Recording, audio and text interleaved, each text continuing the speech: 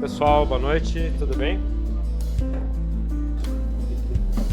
Sejam bem-vindos aí ao CPM mais uma vez. Hoje temos Jéssica Marcis, Isso. psicóloga, Sim. e ela vai fazer um trabalho aí, né, junto com o fato de nós, montanhistas, né, e mesmo quem vai praticar o esporte, né, como que impacta, né, de maneira positiva, como que a gente lida, né, com os nossos problemas, né, que todos nós carregamos aí, seja psicológicos mesmo, ou pessoas que têm transtorno, né, e que bem que o ambiente natural e de montanha, os desafios e os medos, os desafios que a gente vai buscar ali e se propõe cumprir, né, como que vai ajudar a gente. Então, a Jéssica vai trazer esse tema aí para nós hoje, né, preparou a apresentação com vários dados que foram coletados ali através de formulário, né? E muito obrigado, Jéssica. Seja bem-vinda aí. Obrigada. Valeu, vou deixar contigo a palavra. Tranquilo. Boa noite, pessoal, tudo bem com vocês? Então, como o Eliseu já me apresentou, eu sou a Jéssica. Vou conversar com vocês sobre os desafios nas montanhas, né, com o tema Eu Além das Montanhas. Quem eu sou, né? Então, eu sou formada em Psicologia pela Universidade do Tuiuti do Paraná. Tenho 2 especialidades, né? Então, sou neuropsicóloga clínica atualmente e também sou formada na terapia cognitivo-comportamental. Tenho ali a questão do atendimento clínico na área avaliativa e psicoterápica. Eu, hoje em dia, sou mais focada na área diagnóstica, tanto de crianças quanto adultos. Então, até por isso que eu me volto a falar muito sobre os transtornos de humor e os transtornos de neurodesenvolvimento, que é mais a minha área de especialidade. Assim como eu faço acompanhamentos terapêuticos com as crianças e os adolescentes também, tá? Uma coisa também bem interessante é que eu sou viajante. Então, estou aí há 2 anos na estrada, nos estados do Brasil, né? Então, vou do Paraná, Amazônia ali, Rio Grande do Sul, sempre buscando ali histórias, culturas, exploro, converso, fico na casa dos nativos, justamente ali para aprender um pouquinho sobre cada região, e estou fazendo também um livro sobre isso. Sou montanhista em nível intermediário atualmente. Então, assim, eu queria começar conversando com vocês, assim, trazendo um pouquinho da base da terapia cognitivo-comportamental. Tem uma base que nós chamamos de tríade comportamental, né? Alguém aqui já fez terapia? Já? Ótimo. Então, assim, a terapia dentro da comportamental, ela é um pouquinho diferente, às vezes, de outras abordagens, né? A psicologia, ela é muito vasta. Então, nós temos comportamentais, a área psicanalista, a área humanista, né? Então, eu venho mais voltada a essa área. Ali, nós temos um tripé, onde é uma base para nós. Então, nós trabalhamos com a emoção, pensamento, comportamento. É sempre a nossa base, é sempre a questão de autoconhecimento dentro dessas áreas, tá?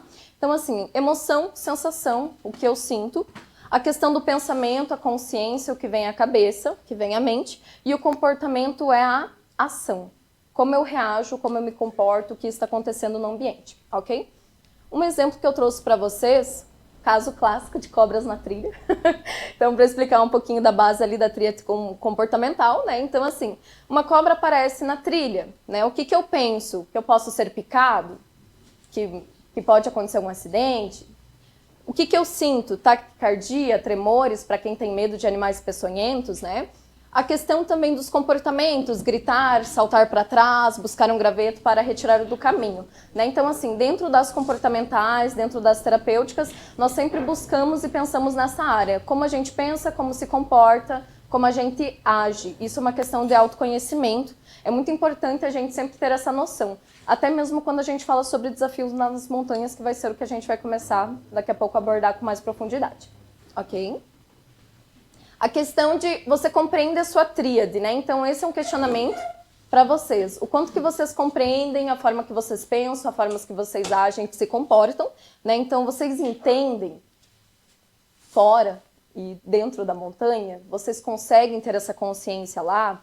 Isso é bem importante dentro de autoconhecimento na montanha, tá? Esse é um convite gentil para a psicoterapia, então todos aqueles que têm muita dificuldade nessa compreensão, na questão de regulação de emoção, é bem importante fazer uma terapia para autoconhecimento também, tá? A questão assim, eu estava conversando com as meninas um pouquinho cedo ali, né? Então já quero trazer um pouquinho desse tema, que é a questão de apoie e não invalide o desejo do outro de ser.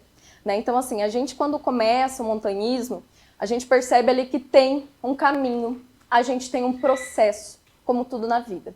E o montanhismo a gente normalmente não fala sobre isso, que é um processo. Então é um processo, sim, de autoconhecimento, é um processo de você começar a subir as montanhas, é um processo de comprar equipamento, né, de entrar dentro dos grupos, de praticar sozinho, né? Então tem toda uma questão de conhecimento mesmo que a gente precisa ali.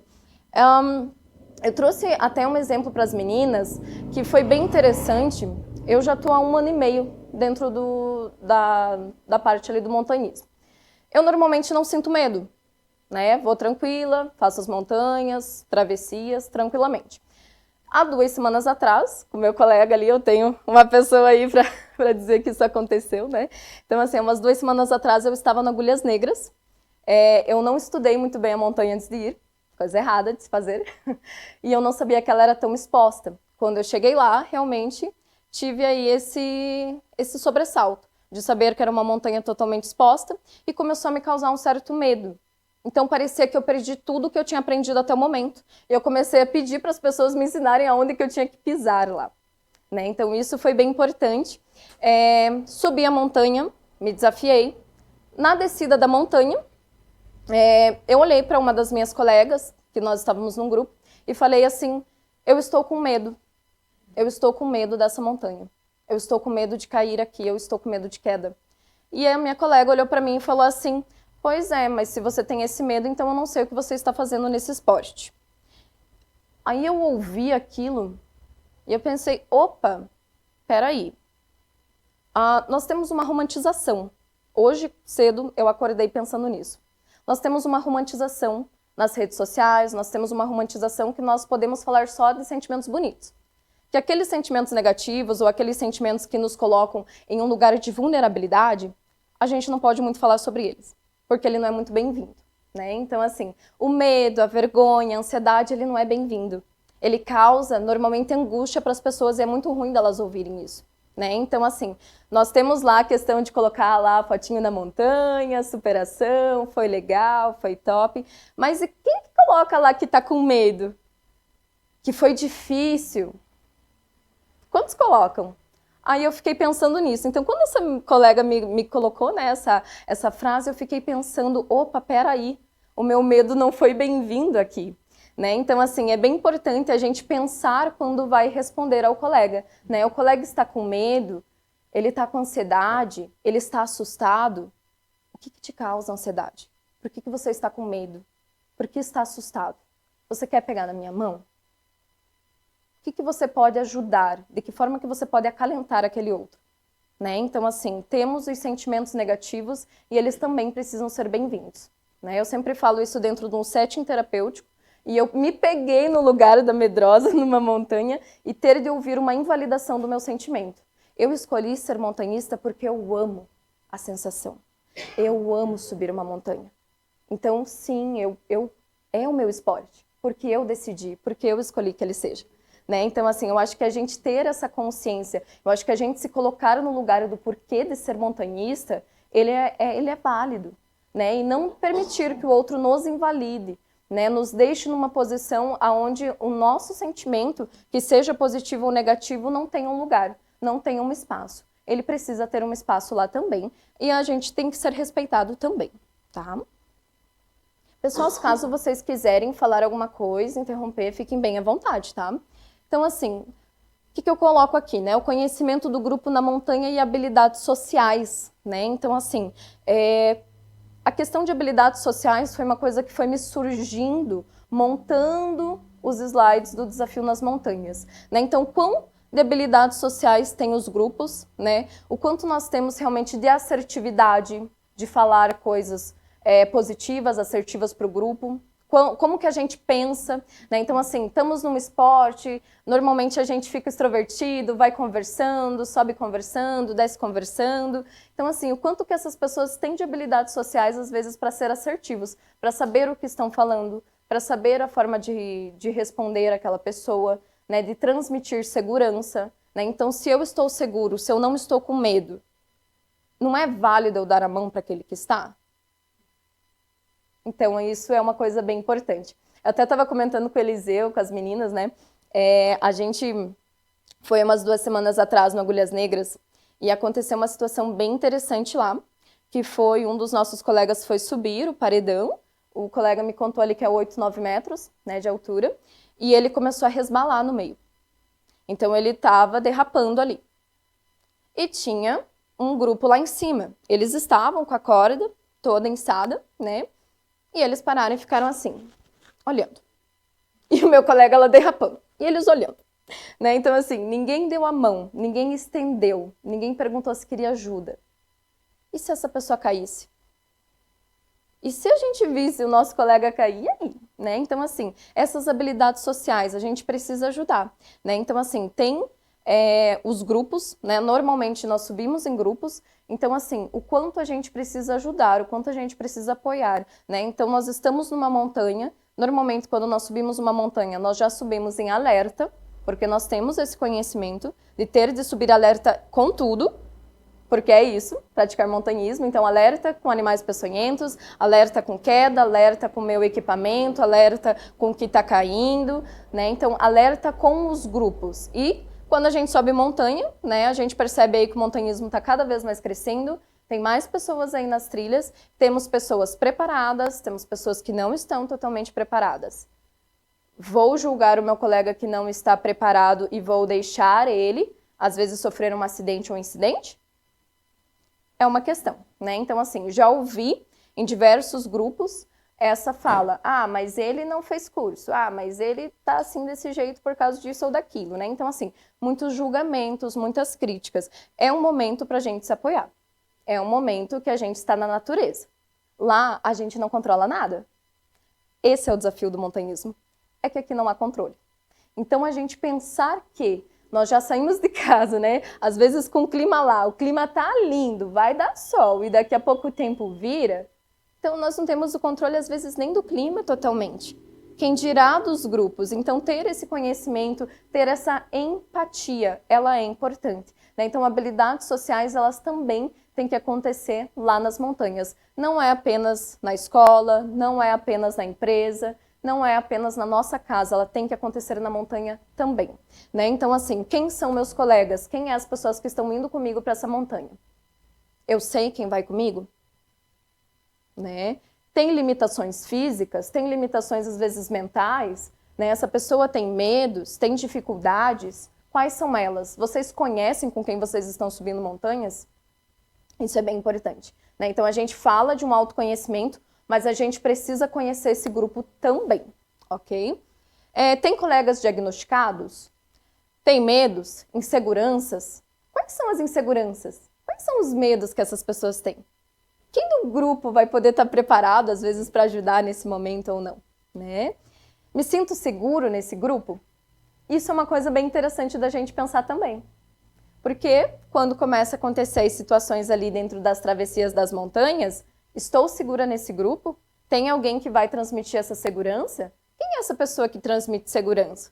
Pode ser a pessoa que não está com medo, pode ser aquela que tem uma experiência maior.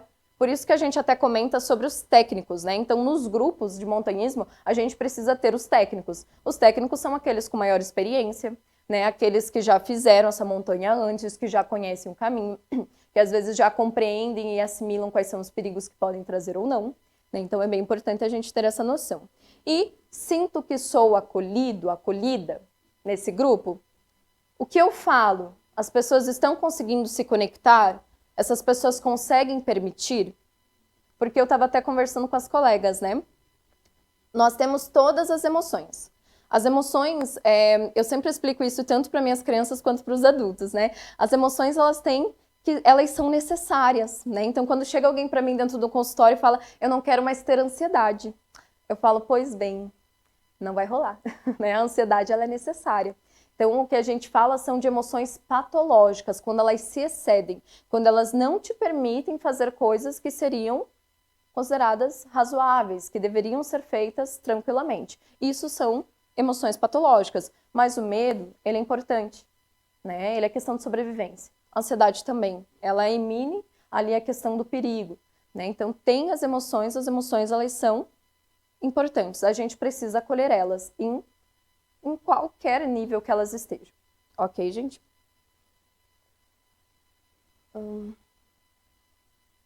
Bom, gente, então assim, quando o Eliseu vem falando, vamos lá para uma palestra de desafio nas montanhas, eu falei, que desafio para um psicólogo falar sobre desafio, né? Porque a gente já quer falar muitas coisas e sempre tem uma gama muito grande para falar sobre tudo. Mas, quando eu vou lá nas bases, procurar artigos científicos que falassem da psicologia, das terapias, da neuropsicologia junto ao montanhismo, foi zero, gente. Então, eu não achei nenhum estudo na área. E eu já adorei isso, porque eu vou lançar um estudo na área. Né? Então, adorei a ideia, porque daí o que eu pensei? Vou fazer um formulário e eu vou trabalhar com o que os montanhistas do Paraná têm a dizer sobre isso. Então, o que são desafio para vocês? Como que vocês estão se conectando? Como que vocês estão respondendo a isso? Quais são as dificuldades? O que tem de habilidade? Né? Então, vim trazendo ali um questionário. Esse questionário foi totalmente informal, né? Então, assim, ele não pediu dados das pessoas ali, mas era justamente para mim trazer um pouquinho da amostra, para a gente falar sobre essa conexão, né, de ambos. Então, assim, gente, foram 40 participantes. Essa amostra eu peguei até ontem à noite, hoje já teve mais pessoas, mas eu fechei em 40 participantes para poder estar falando com vocês hoje aqui, tá? Então, assim, a faixa etária que maior predominou foram montanhistas de 31 a 49 anos, de 50 a 69 anos em segundo lugar e de 18 a 30 em terceiro lugar, né? Então, temos aí a faixa dos 31 a 49 predominando, ok? O tempo de prática no esporte também me surpreendeu bastante, porque normalmente todo mundo que respondeu são mais experientes, né? Então, ali são dos 7 anos para mais, ali de 4 a 6 anos em segundo lugar, e também ali de 1 a 3 anos em terceiro lugar, né? Então, os níveis iniciantes foram os que menos responderam à amostra, tá, gente? Nível de prática, interessante também, 50% da amostra eram intermediários, avançado, 32,4%, e iniciante, 15,8%. Formas, né? Então, aqui eu coloco ali, foi uma pergunta que eu fiz. Estão praticando em grupo, sozinho, ou vocês estão alternando? E daí foi bem interessante, porque a nossa amostra coloca ali, a maioria ali, a metade, né, da amostra que estão praticando em grupo. Nós temos ali em segundo lugar alternado, então alterna entre praticar sozinho, alterna entre praticar em grupo, e nós temos também os que estão praticando sozinhos, né, que é uma minoria, mas temos, né?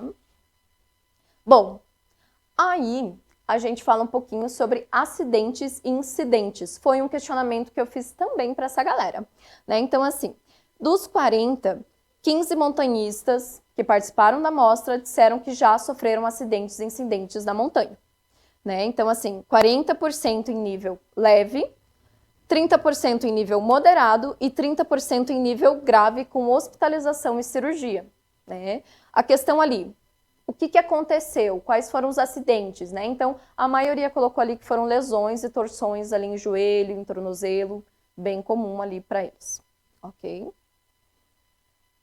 E aí, o que é desafio? Né? Então, assim, cada pessoa é única e a psicologia sempre vai falar sobre isso. E aí eu lanço para as pessoas perguntando o que é desafio. E aí vem toda uma gama ali de pessoas comentando sobre ser uma super ação, um além do limite, fazer o que poucos fazem, que é dificuldade, que é cumprir, aguentar. Aguentar foi tenso. Se esforçar. E uma coisa que eu achei incrível, que veio agora no último dia, e eu queria dar um prêmio para a pessoa que respondeu isso, que foi o ter medo e seguir com ele. Foi você? Obrigada. Digo eu. Pela sua resposta. Porque assim, gente, ó, chega até a arrepiar. Nós temos uma coisa bem interessante que eu estava falando para vocês sobre a romantização, né, das emoções. Então, ninguém aqui pode falar das emoções negativas que sentem, por quê? Vocês são vulneráveis. Vocês não podem mostrar vulnerabilidade. E aí, você ter colocado ter medo e seguir com ele, você abraça e se permite sentir. Isso é muito importante. Então, abracem e permitem sentir as emoções que vocês sentem nas montanhas e fora delas. Essa é uma das chaves do sucesso da vida, né? Então, assim, eu até comento que eu escrevo bastante e eu tive uma escrita há Há um mês atrás, eu até postei coisa mais linda lá no Instagram, com um acampamento no fundo. E aí as pessoas chegavam para mim e falavam, Jéssica, está tudo bem? Você está fazendo terapia? E eu falei, gente, eu senti para escrever isso. Isso é meu. Né? Então, se permitir, abraçar, isso é bem importante. O desafio é isso também. Porque eu acho que é muito desafiador também para nós falarmos sobre a nossa vulnerabilidade. A sociedade ela não está querendo isso mais. Quem que posta lá no Instagram que está triste? Ninguém. Quem que fala quando as coisas não estão boas? Ninguém. Né? Então, assim, ter essa permissão, você se aceitar, ela é importante e ela é muito bem-vinda também. E a partir do momento que a gente começar a permitir isso, vai ficar mais fácil da gente ter reuniões como essa. Né? Então, até as meninas comentaram comigo assim, nossa, é tão difícil ter psicólogos falando sobre isso, né? É difícil mesmo, porque a gente vai vir para causar. A gente não vai vir trazer coisas só bonitas, nós vamos falar também das coisas pesadas. Né? Então, muito obrigada pela sua resposta. Bom, uma pergunta que eu fiz também, já que não tinha estudos na área, era o que são desafios para nós? O que a gente encara como desafio aqui no estado do Paraná? Então, o pessoal colocou ali sobre a questão de altura, faço parte do grupo, grampos, faço parte do grupo, tempestades, foi bem interessante também, mas foi uma pessoa só que trouxe essa questão. E eu não duvido que quem acampa aí já tenha pegado uma baita tempestade e sentiu um pouquinho de medo aí, né? Porque normalmente o que acontece em cima da montanha? Chuva de raios. As escaladas, escaladas no gelo também, travessias longas, baixas temperaturas e também a questão do condicionamento físico. Né? Então, assim, gente, em ranking disparado é a questão de medo de altura. A maioria da galera tem medo de altura. A questão dos grampos, né? Então, assim, os grampos também, certa dificuldade. Eu faço parte desse grupo, eu meço 1,53. Então, obviamente, tem grampos aí que eu não consigo subir, eu preciso de apoio dos meus colegas, né? A questão das escaladas, as tempestades, né? Então, assim, travessias longas também. O quão condicionamento físico essas pessoas estão tendo para fazer essas travessias longas. Tem uma coisa, não sei se vocês vão concordar comigo, mas nós tivemos um boom aí da pandemia para cá no esporte do montanhismo. Então, as pessoas não podiam mais ir para academia, as pessoas não podiam mais correr nas pistas, né? Levavam multa se iam de bicicleta por aí, em alguns lugares, né? Então, assim, o que acabou acontecendo? Uma demanda muito grande para as montanhas. E começou a movimentar mais esse esporte. Temos pessoas com técnicas, né? Temos pessoas que normalmente que vão realmente estudar sobre a área, mas nós temos pessoas indo subir montanha de tênis, de All-Star, de Vans. Esquisito? Sim, mas isso está acontecendo, né? Então, assim, sem preparo nenhum também. E a questão de travessias longas. Quem aqui faz esporte alternado com montanhismo? E esse montanhismo, ele traz e ajuda no condicionamento físico para o montanhismo. Tem alguém que faz isso? Perfeito. Exato. É muito bom. Isso é muito válido. Tem que acontecer, gente. Então, assim, o montanhismo, ele tem a questão de você ir de forma gradativa, isso é o esperado. Então, fazer montanhas leves e condicionando o corpo para chegar nas montanhas mais altas. E daí o que acontece depois que a gente chega nas montanhas mais altas? Quero travessias, né? Então, a gente nunca se satisfaz dentro do montanhismo, porque o montanhismo é isso. Ele tem essa maleabilidade, ele sempre está trazendo esses desafios. E o que nos move é realmente esse desafio também, né? Então, é uma coisa que às vezes nos põe numa posição de vulnerabilidade, mas é o que nos movimenta e nos engaja, e nos deixa mais ativado e com maior vontade de estar participando dele, né? E a questão das baixas temperaturas também, o pessoal coloca ali. Isso é importante também da gente pensar o quanto que essas pessoas estão equipadas, o quanto que essas pessoas estão preparadas, estão fazendo cursos de primeiros socorros ou não? Né? Então, assim, olha a importância disso. Então, o pessoal coloca sobre esse desafio das baixas temperaturas, mas a gente precisa de conhecimento também técnico nessa área, né? Além de todo o investimento. Vamos lá, pessoal, o montanhismo ele não é barato. Ele é um esporte caro. né? As pessoas se engana quem vai para o montanhismo e acha que é apenas comprar uma bota. Não, muito bem pelo contrário, e para quem acampa, né? Então a gente precisa estar com equipamentos bons, e equipamentos bons normalmente eles são caros. E a gente não pode economizar muito aqui, porque nós estamos falando de alto risco, tá? A questão do condicionamento físico, como comentei com vocês, né? Então, se vocês puderem, façam treinos alternados com montanhismo, né? Eu, particularmente, tenho treinos aeróbicos funcionais dentro de uma academia com um personal especialista para trabalhar o montanhismo. Então, durante a semana, eu faço todo um treino dentro da academia preparatório e no final de semana eu vou para uma montanha. Condicionamento físico, ok, legalzinho. É importante, gente, vocês pensarem nisso também, ok? Bom, peguei 2 medos, né? Como a gente está falando de desafios, então eu afunilei ali e trouxe 2 medos para a gente conversar. Um dos medos era sobre a questão das picadas de animais peçonhentos. E aí 50% da amostra diz que tem medo, 50% diz que não tem medo. E tá, tudo bem. E aí, quantos já foram picados? Da amostra de 40 pessoas, 8% já sofreu picada por animais peçonhentos, sim. Ok? Importante também a gente pensar aqui nos usos, né, de materiais ali, como as perneiras, né? É inevitável, principalmente aí no verão e nos períodos de maior calor, assim como também nos outros estados. Quedas. Aí ficou interessante a história também, né? Então, assim, nas quedas a gente já percebeu aqui uma mudança.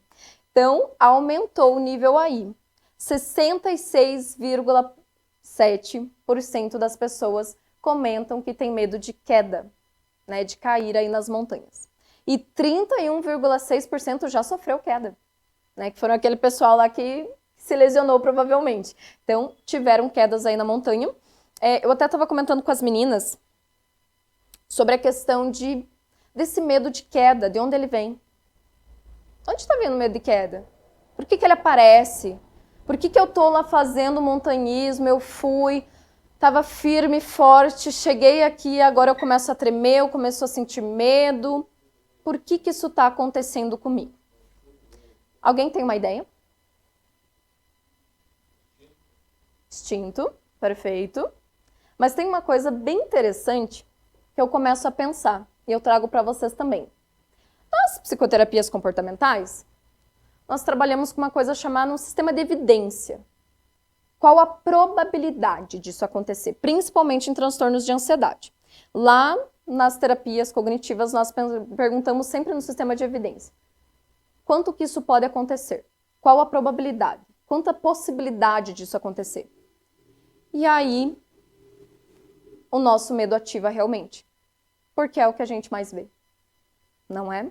Então, assim, quantas vezes pessoas aí que subiram montanhas e presenciaram quedas, ou até mesmo pessoas que viram noticiários, manda no grupo dos montanhistas, foi a galera lá socorrer, foi acionada a turma, foi o helicóptero, né? Você tá lá no meio da trilha, daqui a pouco passa o helicóptero, daqui a pouco você descobre que a pessoa caiu, né? Que ela se lesionou. Então, assim, há um sistema de evidência. A gente fala, tem uma vertente das terapias cognitivas que se chama terapia do esquema. E a terapia do esquema a gente fala sobre superativações ou não, né? As ativações. E é bem interessante, porque o montanhismo, gente, ele ativa o transtorno de ansiedade legal na galera aí. Sim. Então, assim, por que isso acontece? Porque nós temos evidências que riscos existem e que a probabilidade de acontecer também é alta. Então, por que não comigo? Por que não vai acontecer comigo? Se acontecer com aquele, por que eu também não vou sofrer com isso? Né? Então, assim, temos um sistema de evidência muito grande. Então, o risco de queda, né? Até o meu colega estava falando, poxa, já tenho 20 anos de experiência na escalada e eu sinto medo. Ainda sinto medo. Toda vez que eu vou escalar, eu sinto medo. Sim, porque a gente sabe dos riscos, quantos colegas já não aconteceram isso, né? Então, nós temos um sistema de evidência muito complicado aí. Temos a questão de ter que confiar, né? Então, confiar no equipamento, confiar na nossa técnica, confiar nos nossos estudos. Quem se sente totalmente preparado para isso? Pois bem, né? podemos ter técnicas, podemos ter estudos, mas a questão da preparação naquele momento, ou até uma coisa que a gente chama de pensamentos intrusivos. Eu não sei se todos têm conhecimento, né, dos pensamentos intrusivos, mas os pensamentos intrusivos são aqueles negativos, de que algo pode acontecer. E daí é como se fossem pop-ups lá no nosso cérebro. Então, um exemplo. Estou lá na montanha, numa área exposta, fico com medo de uma queda, não consigo mais me movimentar, começo a tremer, meu coração ali, né, dá ataque cardíaco, o coração dispara, começa a suar e vem um monte de pensamento. Eu vou cair, eu vou me machucar, eu vou me quebrar, eu vou morrer, vai acontecer isso, vai acontecer aquilo, são os pensamentos intrusivos. Normalmente eles acontecem aí nas questões de transtorno de ansiedade também, ou de medos muito intensos, ok? Bom, aí, lá naquele formulário, eu pergunto para o pessoal sobre o transtorno de humor e o transtorno de neurodesenvolvimento, né? Então, assim, dentro da amostra normativa, nós tivemos 10% dos montanhistas dizendo que tem TDAH, que é o transtorno de déficit de atenção e hiperatividade. E a pergunta foi, como que o TDAH afeta no montanhismo para você? E eles comentam ali sobre a falta de continuidade no esporte, né? Então começou e não consegue mais se engajar, não vai para frente, ou para, retorna, a dificuldade em estudar sobre o esporte, né? Então vira mais um experienciador realmente das montanhas, né? Então normalmente as técnicas e o que vai aprendendo vai sendo só na montanha e não estuda, porque tem essa dificuldade em focar, em concentrar, em prestar atenção, e também tem uma questão de procrastinação. E temos também a questão do hiperfoco total, que ele também é comum de acontecer, e ele é um pouquinho do oposto da dificuldade de estudar. Então, a pessoa hiperfoca no esporte, né? Então, tudo que ela vai fazer se volta ao montanhismo. 100% montanhismo, pensando, fazendo, emitindo, exalando. Tá? Transtornos de humor, né? Então, assim, no transtorno de humor, apresentaram que a ansiedade, e ela realmente foi um percentil um pouquinho maior aí, que é 21,1% dos participantes, né? E tem um dos participantes que respondeu que tinha ansiedade e depressão concomitante, né? Então, predomina e o transtorno de ansiedade nessa amostra também. Como que afeta? Então, o que as pessoas responderam? Que não dorme um dia antes da trilha. Já pensaram nisso, gente? O que a gente precisa aí? Precisa ter atenção, concentração, foco. E se essa pessoa não dorme um dia antes de subir? Como é que fica? Né? A impaciência, meus coleguinhas não andam, eu quero ir mais rápido, né? Ou realmente quer atravessar processos. Essa pessoa da impaciência, ela comenta sobre isso, sobre a questão dos processos, né? Então, assim, quer pular todas as etapas e já quer fazer, já quer acontecer, né? Então, assim, eu já tive muitos colegas de perguntar assim, qual que foi a sua primeira montanha, né? Subi Morumbi. Fiz o Pico Paraná, né? Então, assim, pulou toda a etapa do processo de realmente um condicionamento físico, né? De um preparo mental para justamente ir para lá, né? Então, esse aqui você está falando que é difícil? Então, vou começar por esse. O que vem depois é fichinha, né? Então, essas impaciências também acontecem. A frustração, né? Às vezes de não ter conseguido conquistar aquele cume, conquistar aquela montanha naquele momento. O medo que transbordou ali. As comparações, isso foi bem interessante também. Quem respondeu isso eu gostei bastante. Faz muito sentido. Vejo isso muito. Psicólogo na montanha é um perigo, gente. A gente está subindo, mas a gente só tá de butuca. Então a gente só fica ouvindo e percebendo as pessoas. E eu vejo muito as comparações na montanha, né? Então, assim, isso é uma coisa que a gente precisa começar a se policiar. A gente precisa começar a prestar atenção. Assim como na invalidação do coleguinha, a gente precisa parar de comparar, né? Então, assim, as comparações, elas são muito pesadas. Porque quando a gente compara, a gente coloca o outro numa posição de incapaz. Isso é tão ruim. a gente vai comentar um pouquinho melhor sobre o transtorno de ansiedade, mas a pessoa quando ela tem um transtorno de ansiedade, ela tem excessos. É isso que é a ansiedade patológica. Ela tá pecando nos excessos. Então imagina se você chega, né, a pessoa fala assim, uhul, eu fiz lá o Pico Paraná. Que legal!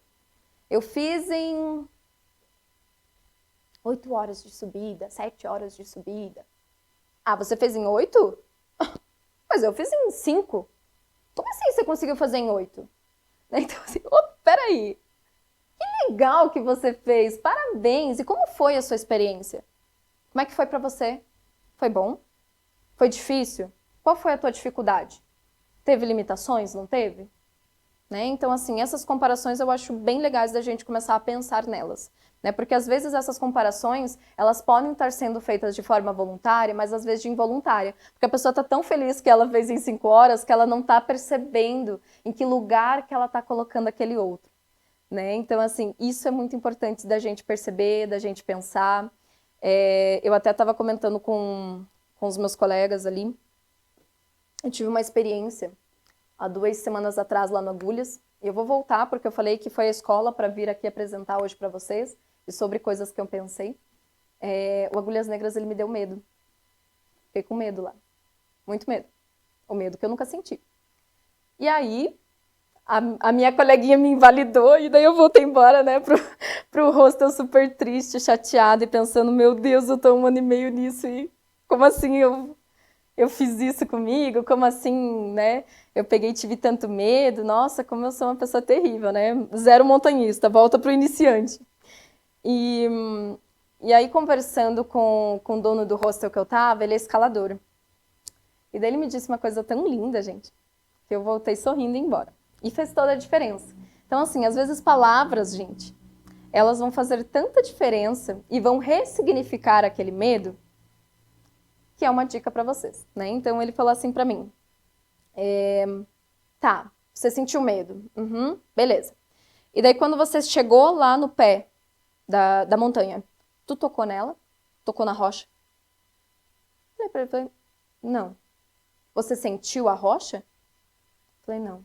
Você pediu permissão para a montanha? Para subir ela? Falei, não.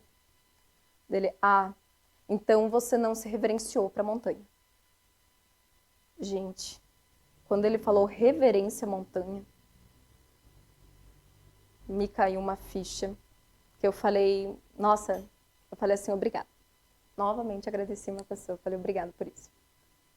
O montanhismo tem que ter uma coisa que eu acho que eu só aprendi depois de 1 ano e meio, e que bom que eu aprendi com 1 ano e meio, e que eu posso estar transmitindo isso para vocês.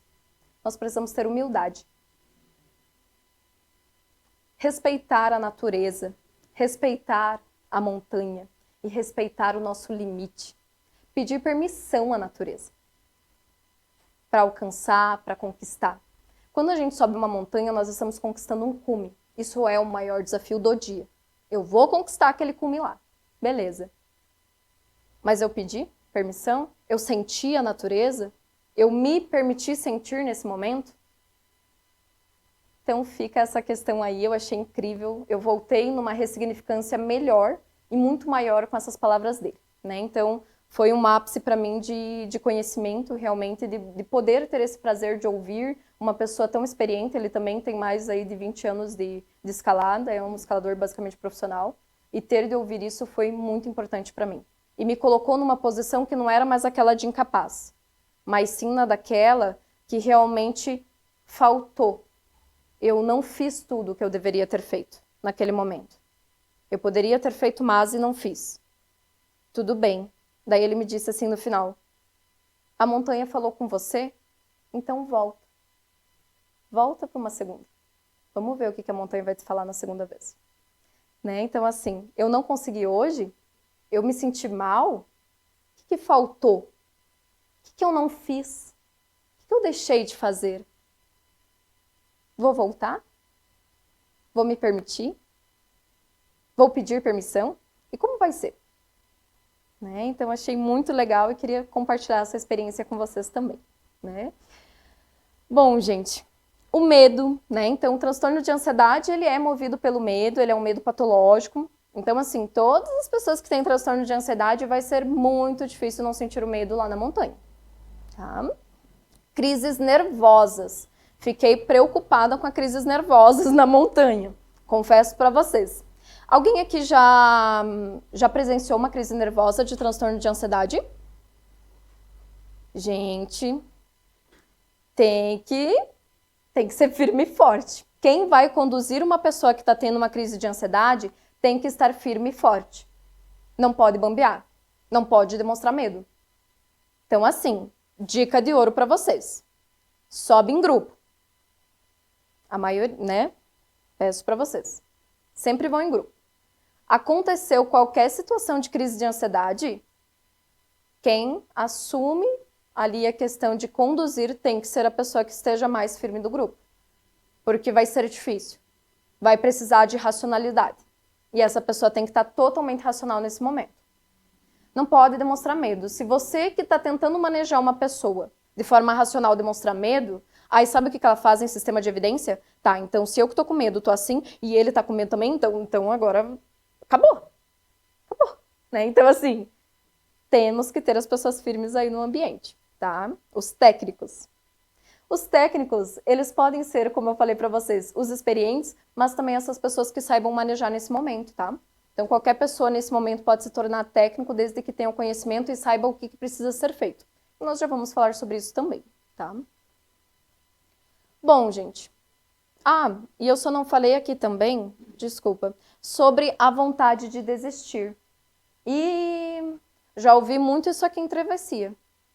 Vontade de desistir, né? Então, começou a fazer a travessia, começou a fazer a montanha, PP, então, meu Deus. É longo, travessias longas, montanhas longas, então a vontade de desistir. Por quê? Porque é muito tempo. O que quer dizer esse muito tempo, né? A gente, quando vai em grupo, vai todo mundo no início da trilha falando, né? Sabe da vida de todo mundo. Chega lá na metade, já tá todo mundo meio quietinho, trocando uma palavrinha aqui, uma ali. Aí daqui a pouco começa a silenciar o grupo. E aí quando começa a silenciar o grupo, tem uma coisa que eu aprendi na psicologia, no primeiro ano, que é muito legal. Que é assim, quando estou sozinho, as paredes falam. Aí a gente começa a se conectar com a gente.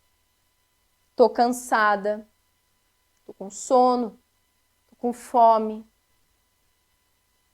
A semana foi tão difícil e agora eu tô aqui. Aqui também tá difícil. Então, assim, quantos pensamentos que permeiam nesse momento, né? Então, a vontade de desistir também aparece nesse momento. Então, começaram a se aparecer as vontades de desistir no grupo. O que fazer com isso? Ok, por quê? O que está acontecendo contigo? Vamos tentar desviar um pouquinho o foco? Vamos dar uma puxada numa conversinha? Não, vamos mais um pouco.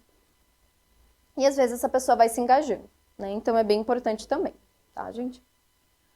Bom, trouxe aqui para vocês um pouquinho dos termos técnicos do transtorno de humor, né? Então, assim, como eu sou neuropsicóloga, eu trabalho muito com transtornos de humor e de neurodesenvolvimento. E o que apareceu para nós nessa amostra foram apenas 2, nós temos muito mais. De onde vem esses?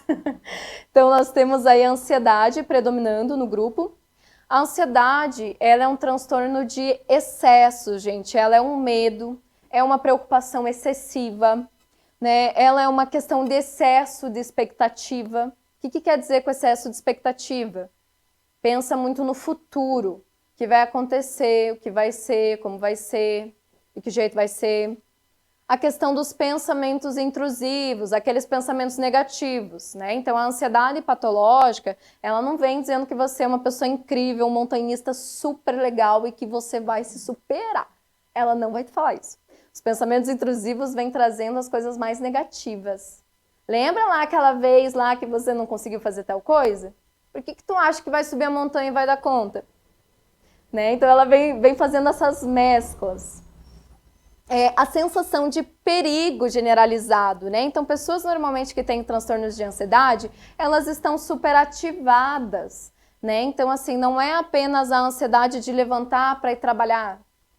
É a ansiedade de ter que subir a montanha? É a ansiedade de ter que comprar os equipamentos? É a ansiedade daquela travessia que eu vou fazer quando mesmo? Em setembro. Tá, mas é em setembro e eu já tenho que pensar, e já tenho que fazer e já tem que acontecer, né?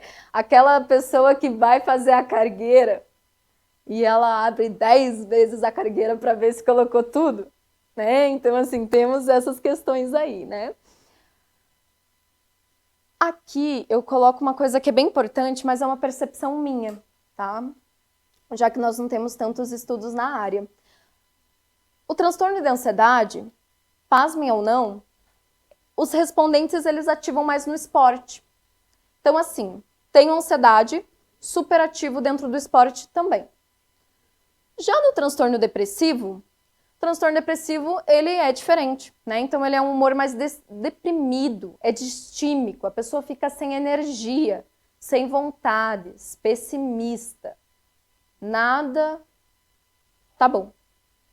Não tenho mais energia de fazer, já não tenho mais vontade, já não tenho mais gostos. Eu particularmente não conheço ninguém com transtorno depressivo nas montanhas, tá? Eu conheço muita gente com transtorno de ansiedade. Mas eu penso, acredito, e teve sim uma pessoa que respondeu a amostra que me trouxe isso aqui. Já tive depressão e superei na montanha.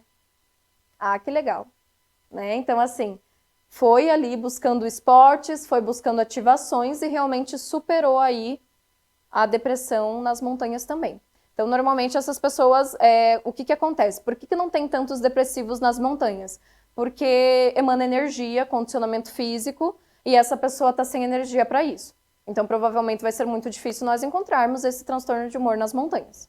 Diferente do ansioso. Pode falar, por favor. Você pode pegar uns exemplos bons que são com relação aos acidentes, aos suicídios na serra. Perfeito. Tudo isso está documentado e muitas pessoas foram para a serra para se suicidar. Se suicidar. O último caso foi bem repercutido, foi bem demorado o resgate dele lá, até achar. Foi um monte de informação truncada, era um depressivo diagnosticado, em tratamento, e no fim das contas ele não queria ser achado. Ele foi para a montanha para morrer. Perfeito. Entendeu? E todos esses casos eles são bem documentados. O corpo de bombeiro tem, sabe? Perfeito. Pode Daí é ficar mais uma forma de você ação consegue, mesmo, né? Você consegue criar um perfil das pessoas. É interessante. Bem interessante também.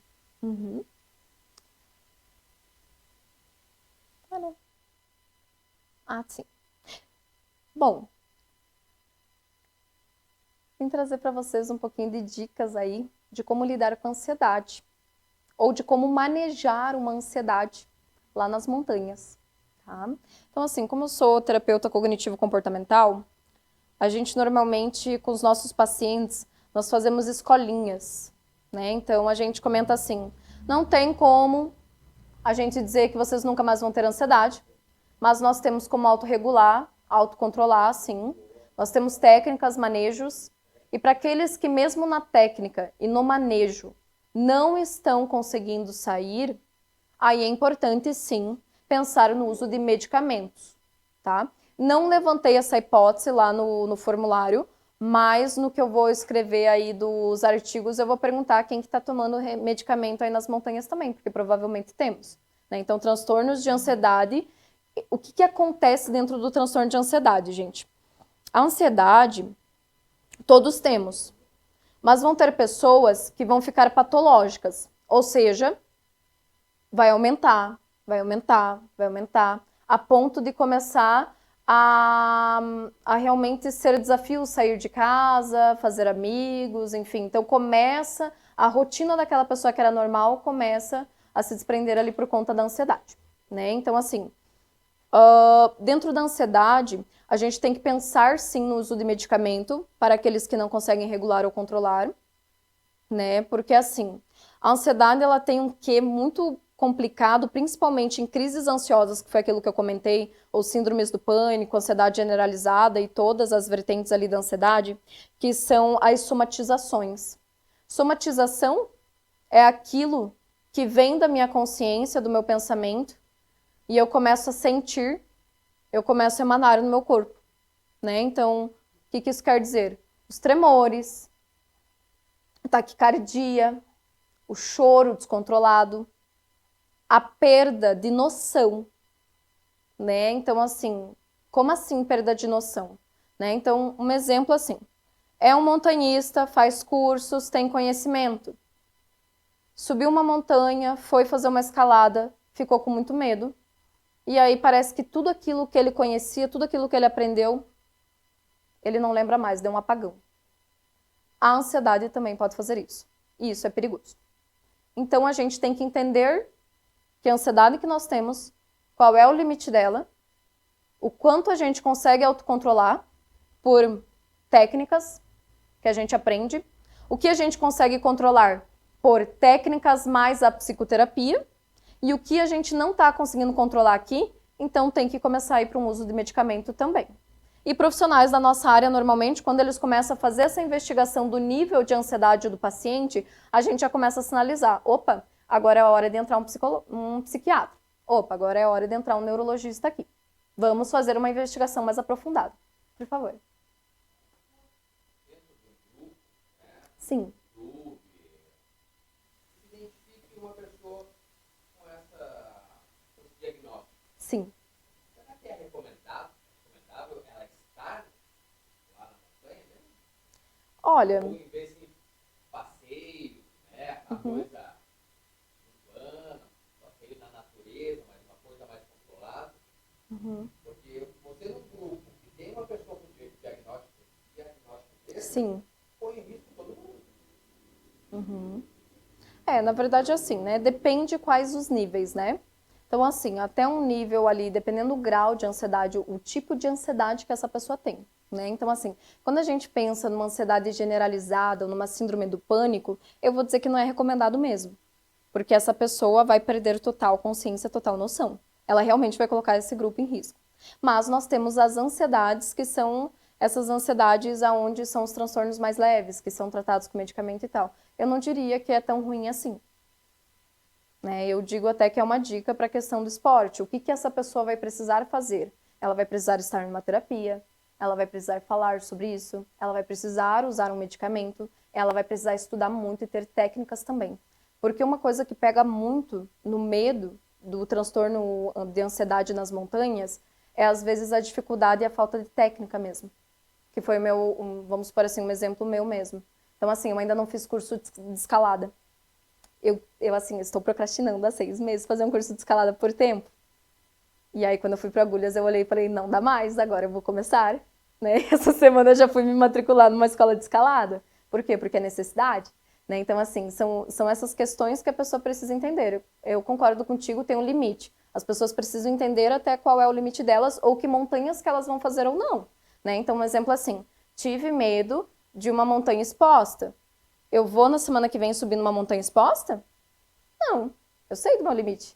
Já me deu medo aqui, eu não vou fazer isso na semana que vem, né? Mas nós temos outros tipos, né? Então, assim, eu acho que é uma questão de experimentar e de forma gradativa, né? Então, assim, travessias, tem grampos, tem muito medo do grampo, não tem manejo no grampo, não tem força corporal para se conduzir num grampo, porque isso também eu já vi acontecer muito, né? Então, assim, sendo bem sincero para ti, eu não acho nem que seja só o transtorno de ansiedade que pode pôr o grupo em risco, tem muita coisa que pode pôr o grupo em risco, né? Principalmente pessoas até que não fazem esporte e que não têm força corporal. Esses também podem pôr, vai cair, né? Enfim, isso, com certeza. Então, assim, tem... Claro. Isso. Sim. Com certeza. Tanto que assim, essa pessoa até que colocou ali a questão da crise de ansiedade, eu confesso para vocês assim que depois eu achei que eu pequei em não ter colocado os dados das pessoas para confrontar, porque eu queria entender como é que foi essa crise de ansiedade, né? Porque assim, eu já estou há 1 ano e meio no esporte, eu nunca vi crise de ansiedade na montanha, mas eu penso que deve ter sido muito intenso, né? Porque assim, a crise de ansiedade, ela precisa ser manejada. Ponto. Quem que vai manejar? Quem tem esse conhecimento, né? Então, trouxe um pouquinho de dicas aí para vocês, até se isso acontecer, o que vocês vão fazer, né? Então, assim, monitore a tríade, autoconhecimento mesmo, né? Então, eu, além das montanhas, é sobre isso. É sobre uma tríade mesmo. O que eu tô pensando como eu estou me comportando, o que eu estou sentindo. Autoconhecimento é tudo nesse momento, gente. Né? Busque conversar e verbalizar sobre os pensamentos intrusivos. Então, assim, tem um colega do grupo de vocês que começou a ficar com muito medo, está realmente demonstrando ali comportamentos ansiosos ou está somatizando. Nós temos duas instâncias dentro da psicologia para manejo de ansiedade. Uma delas é o controle corporal e a outra é controle de pensamento. Quando a gente fala em controle corporal, nós vamos pensar em técnicas de respiração e relaxamento, né? Por quê, né? As minhas crianças, principalmente que eu atendo, principalmente em transtorno de ansiedade, eles falam assim, mas por que eu tenho que ficar respirando tanto, né? Que chato ficar aprendendo a respirar. E eu sempre falo assim, a questão do controle de respiração, que ele é algo tão falado, tão comentado e às vezes tão difícil de fazer, é para realmente você não somatizar ao ponto de ter uma síndrome do pânico ou coisas mais graves. Né? Então, assim, a taquicardia, ela é muito intensa. A taquicardia, quando ela começa numa crise ansiosa, e se essa pessoa começa a focar e emergir, daqui a pouco ela acha que ela está tendo um ataque cardíaco. Então ela precisa começar a controlar o corpo dela já. Outra coisa, assim, que pra mim é incrível, em manejo, ninguém nunca fala disso, psicólogos ensinam, né? A questão de sensação. A gente tem que trabalhar com sensório em controle corporal. O que isso quer dizer? Apertar a mão. Pega na minha mão. Aperta bem forte. Não, mas eu tô com medo. Não. Olha aqui no meu olho e tem que ser firme mesmo. Manejo da ansiedade não pode ficar brincando em serviço. Então, a pessoa que for tomar essa frente, já vá firme. Pega aqui na minha mão, aperta o mais forte que você puder. Olha bem no meu olho, escuta aqui o que eu estou falando para você. Eu não consigo. E daí começa aquelas crises de choro. Calma, respira fundo, vamos lá. E daí você faz uma técnica com ela. Eu tenho duas técnicas que eu gosto muito de trabalhar, que uma delas é respiração quadrada. Né? Respiração quadrada é aquela onde você inspira, conta 4, né? Faz o quadradinho, conta 4 segundos, expira. Temos a inspiração de 3 segundos em apneia. Essa para mim é a minha preferida. Foi aí que eu trabalhei com o meu transtorno de ansiedade bastante há uns anos, que é essa questão de você segurar mesmo. Né? Não é só contar, é segurar. Prendeu lá dentro. E daí você expira lentamente. Né? Então, isso para quê? Para controlar o corpo. Para não cair naquele pensamento, naquela sensação que você vai morrer.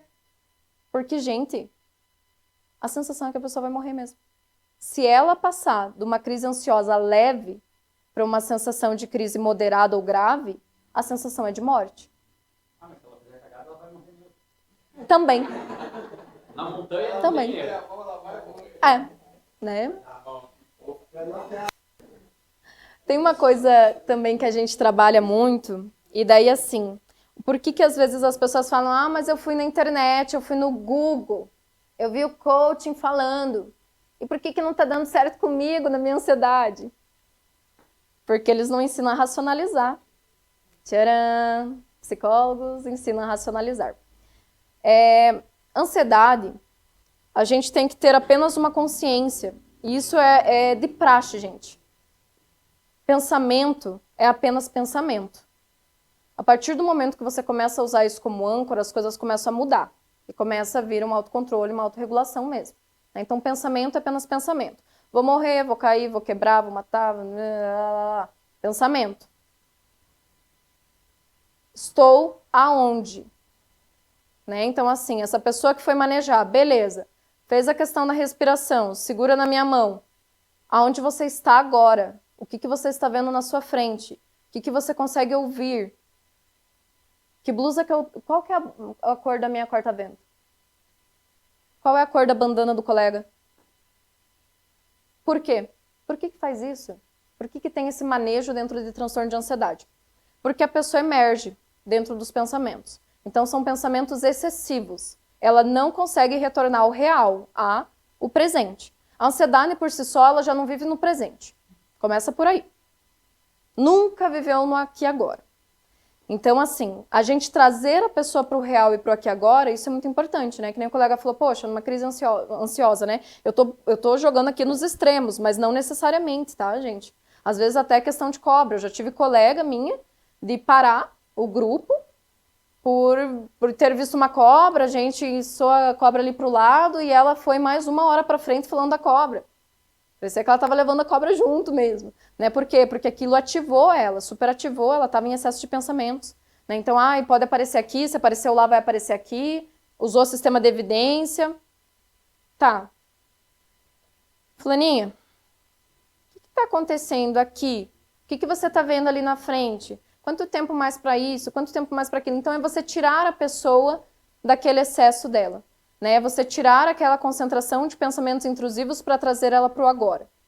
Então isso é muito importante, gente. Isso é uma coisa que normalmente, assim, quando a gente começa a fazer uma mescla de realmente manejar uma pessoa, não só pelos efeitos corporais, mas também pelo pensamento, mas eu digo para vocês assim, que em 5 minutos vocês manejaram essa pessoa.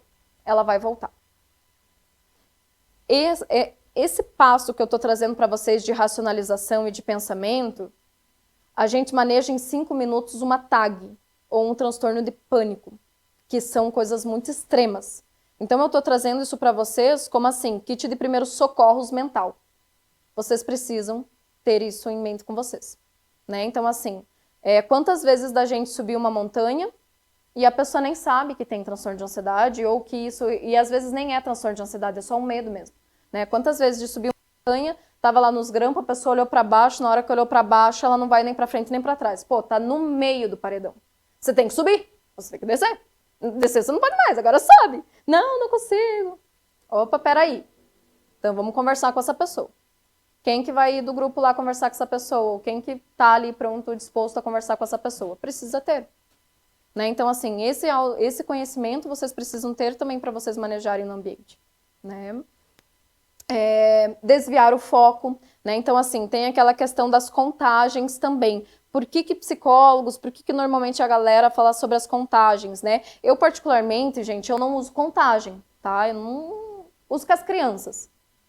Eu uso mais esse perfil de racionalização mesmo do real, do que tá aqui, eu trago a pessoa para o presente. É isso que vocês precisam entender.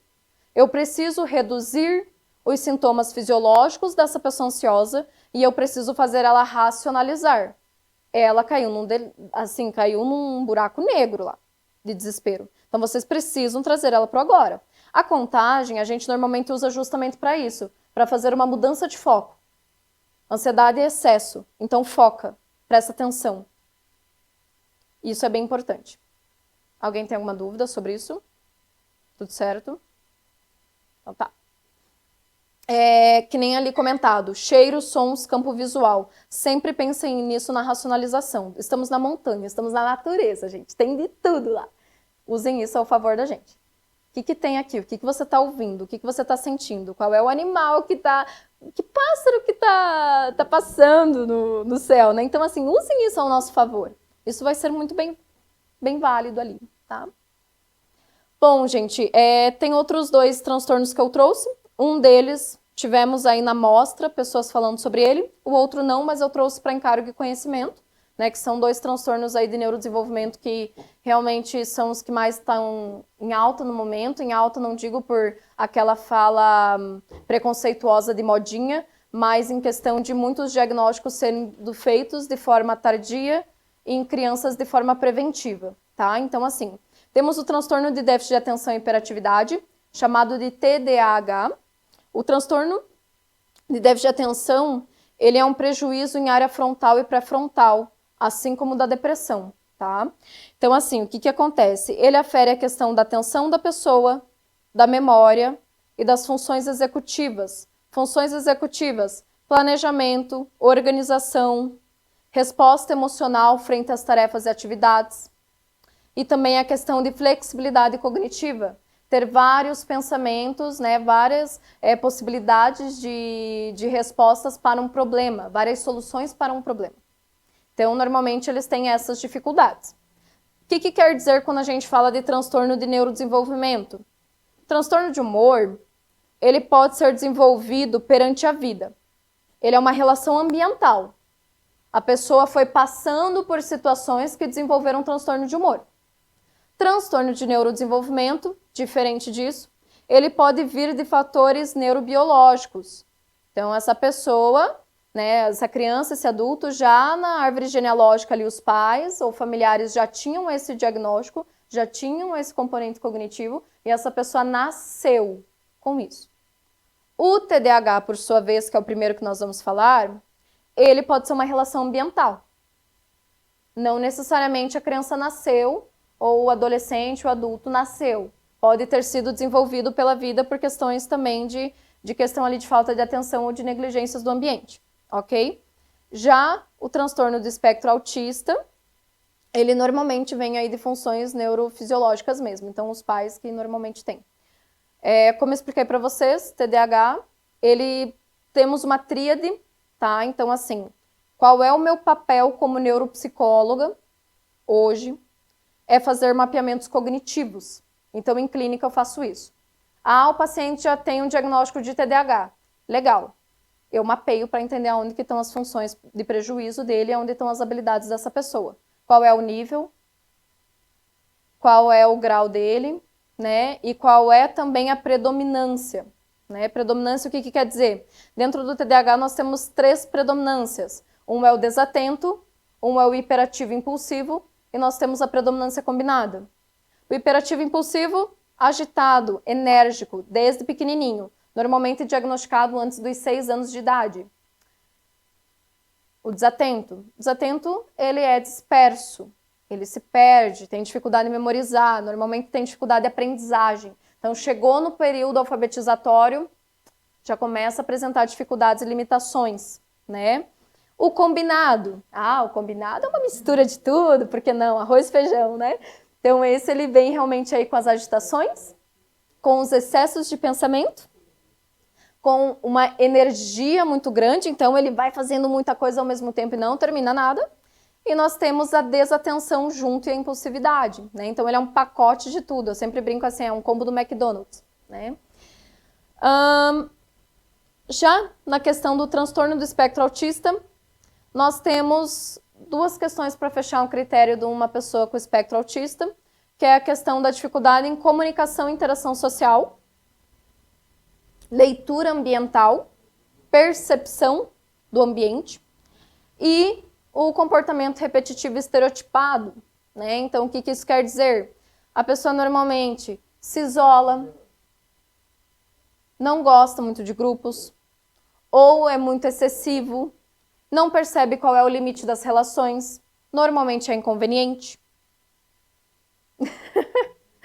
Ou também temos os comportamentos repetitivos e estereotipados, né? Então, assim, é muito rígido, tem de ser daquela forma, é organicista, não muda nada, não pode mudar, não pode sair daquilo que foi planejado por ele. Ou tem os comportamentos motores mesmo, né? Que são as estereotipias, então normalmente crianças, né? Então eles estão felizes, eles chacoalham a mãozinha, ou eles têm a questão de ficar andando em círculos, né? Para fazer uma autorregulação. O transtorno do espectro autista, gente, só por uma questão assim de curiosidade de vocês, normalmente na área neurológica, a gente fala que eles têm um déficit na criação de neurônios espelhos. Então a conexão deles com o mundo é um pouco diferente. Por isso que normalmente eles são diferentes. Porque a forma de visão, a forma de percepção deles e de conexão é um pouco diferente mesmo. Né? Então, ou eles têm uma dificuldade muito grande de conectar com as suas emoções e poder expressá-las, assim como eles podem ter dificuldade de entender a expressão do outro e não conseguir compreender e fazer a leitura do ambiente. Tá? O que acontece aqui? Na nossa amostra, nós pegamos muito da questão do TDAH, realmente apareceu, são pessoas aí que estão nas montanhas, mas o espectro não apareceu nada até o momento. O espectro, ele vem sendo aí um diagnóstico que as pessoas falam assim, e eu gostaria de desconstruir isso com vocês também, que o espectro autista, ele é uma moda. Ele não é uma moda. Ele, na verdade, gente, nós temos dentro do campo neurológico, psicológico, médico, clínico, nós respondemos a 2 documentos oficiais, tá? Então, nós respondemos ao CID-11, que é o documento médico diagnóstico, e eu, particularmente, respondo ao DSM-5-TR. Então, para se ter um diagnóstico, a gente tem que fechar critérios diagnósticos. Aquela pessoa realmente tem que apresentar aquela sintomatologia, tem que se enquadrar naquilo por tempo, né, por questões de público, para realmente ter esse diagnóstico. Então, assim, há uns anos atrás, nós tínhamos 3 diagnósticos. Nós tínhamos o transtorno de desenvolvimento global, o transtorno de espectro autista, do autismo, desculpa, e nós tínhamos o Asperger. Nessas mudanças de documento, eles botaram todo mundo no mesmo saquinho e trouxeram a terminologia transtorno do espectro autista. E daí nós tínhamos que falar se é nível leve, moderado ou grave. Então pensa, então são 3 diagnósticos em um. Então começou a aparecer muitas coisas aí. Então muita gente sendo fechado no mesmo diagnóstico. Assim como também, agora na mudança do DSM-5-TR, nós estamos fazendo outras nomenclaturas. Antes a pergunta era nível leve, moderado ou grave. Nós não estamos mais trabalhando com isso. Nós estamos falando se essa pessoa tem prejuízo em linguagem ou deficiência intelectual também ou não. Né? Por quê? Porque está tendo muita mudança. Então tem pessoas que têm um nível muito leve, que tem um prejuízo nisso ou naquilo, e está no leve. E daí uma pessoa que tem um prejuizão, tem muitas dificuldades e ainda se encontra no leve. Né? Então, por conta disso, cai agora esses caracteres e se transforma também nas concomitações. Né? Então, assim, é muito mais complexo do que se pensa. Uma coisa também que eu queria desconstruir da minha área com vocês é a questão do porquê que está sendo feito tanto diagnóstico de criança. Por que está aparecendo tanta criança autista, tanta criança com TDAH? Que febre é essa, né? Eu sou uma profissional, né, que trabalha muito com criança. Hoje a minha agenda é 50-50, né? Então atendo criança, atendo adulto, mas eu já trabalhei muito com criança e eu sou especialista na área de neurodesenvolvimento. Então, assim, eu sempre comento assim, não é uma moda, isso sempre existiu. Eu estou fazendo muitos diagnósticos tardios. Os adultos que eu estou atendendo, eles estão vindo de diagnósticos tardios, ok? As crianças, nós estamos fazendo tanta essa leva de diagnósticos agora, justamente para a gente prevenir. Transtorno de neurodesenvolvimento, essa criança nasceu com isso. Não cura. Ela vai viver com esse transtorno. Só que nós temos um aqui que nós podemos, de certa forma, prevenir, que é o transtorno de humor. Quando a gente fala em transtorno de neurodesenvolvimento, normalmente as pessoas apresentam dificuldades na área de função executiva, de controle e regulação de humor, que se chama controle inibitório. Ou seja, se não passa por terapias, se não passa por estimulações, ou até mesmo uso de medicamentos, essa pessoa vai desenvolver transtornos de humor. Lá na adolescência, lá no início da vida adulta. Então hoje nós, profissionais da área, estamos trabalhando em processo preventivo. Estamos fazendo diagnósticos aqui para prevenir lá na frente. O nosso olhar está longitudinal. Então por isso que está acontecendo isso nesse momento. Tá? Então essa movimentação que está acontecendo dentro das escolas, dentro das clínicas, né, dentro do corpo médico, é justamente no sistema de prevenção de transtornos de humor. Ansiedade, depressão, bipolaridade, borderline, explosivo intermitente e todos os outros afins que nós temos aí no meio. Tá? Tá. Como lidar com TDAH no esporte, né? Então aqui eu coloco algumas dicasinhas. O TDAH, os transtornos de neurodesenvolvimento, eu sempre falo que eles tiram férias de psicólogo, tá? Não pode para sempre. Não é uma férias para sempre, tem que voltar. Né? Então, assim, a gente trabalha muito com criança, nós fazemos estimulações, depois de um tempo, para, volta e assim vai para frente. Né? Então, pessoas com transtornos de neurodesenvolvimento, elas precisam se manter em psicoterapia por longo prazo, porque vai aparecendo dificuldades no meio do caminho. Né? E diante dessas dificuldades que vão aparecendo, ela vai precisar trabalhar. Gente, TDAH em adulto não é diagnóstico limpo. O que isso quer dizer? Essa pessoa não tem só mais TDAH normalmente nos diagnósticos que nós estamos fazendo hoje em dia. Então, assim, normalmente está junto com uma bipolaridade, está com transtorno de ansiedade, está com transtorno depressivo, está com transtorno borderline. Por quê? Porque lá no nosso passado, há uns 20 anos atrás, aí na movimentação, não existia esse cuidado que nós estamos tendo no momento. Então, obviamente, essas pessoas não foram assistidas, essas pessoas não tomaram medicamento, essas pessoas não fizeram psicoterapia. Então, obviamente, elas iam desenvolver um transtorno de humor. né? Então é bem importante a gente pensar aí nessa questão de ter essas terapias sempre em dia. A pessoa que faz montanhismo e tem TDAH, gente, tem que estar em terapia. Ah, tem um transtorno de ansiedade, tem um transtorno depressivo, um espectro, e tem de estar em terapia. Né? Você, mas eu não tenho diagnóstico nenhum, mas aconteceu uma situação. Então, se permita, vai buscar uma ajuda. O que aconteceu aqui? Será que não é um alarme? Será que não é alguma coisa aí que está chamando realmente? Então, assim, olhar para vocês mesmos, se autoconhecerem, se perceberem como os esportistas, o que está dentro do limite e o que não está de vocês, né? Bom, como eles têm limitação em planejamento e organização, uma das dicas que eu dou para quem tem TDAH e está aí nas montanhas é a questão de se planejar, se organizar com antecedência.